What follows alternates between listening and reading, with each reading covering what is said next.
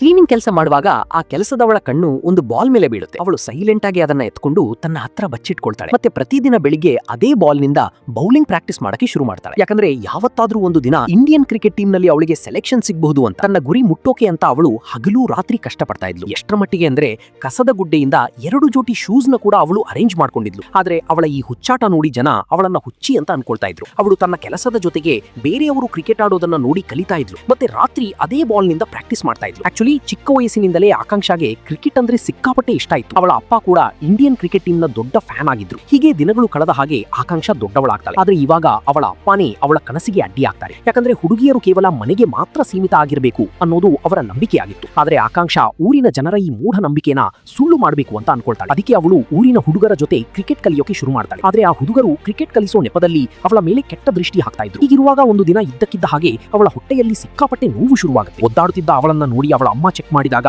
Akanksha pregnant ಆಗಿದ್ದಾಳೆ ಅನ್ನೋ ವಿಷಯ ಗೊತ್ತಾಗುತ್ತೆ. ಈ ವಿಷಯ ಕೇಳಿದ ತಕ್ಷಣ ಅವಳ ಅಪ್ಪನಿಗೆ ಸಿಕ್ಕಾಪಟ್ಟೆ ಕೋಪ ಬಂದು ಅವಳಮ್ಮ ಮನೆಯಿಂದ ಆಚೆ ಹಾಕಿ ಬಿಡ್ತಾರೆ. ಆದ್ರೆ ಪಾಪ ಆಕಾಂಕ್ಷಾಗೆ ಇದೆಲ್ಲ ಹೇಗೆ ಆಯಿತು ಅಂತಾನೆ ಗೊತ್ತಿರಲಿಲ್ಲ. ಇದರ ನೆಕ್ಸ್ಟ್ ಪಾರ್ಟ್ ಬೇಕು ಅಂದ್ರೆ ಈಗಲೇ ಕಮೆಂಟ್ ಮಾಡಿ.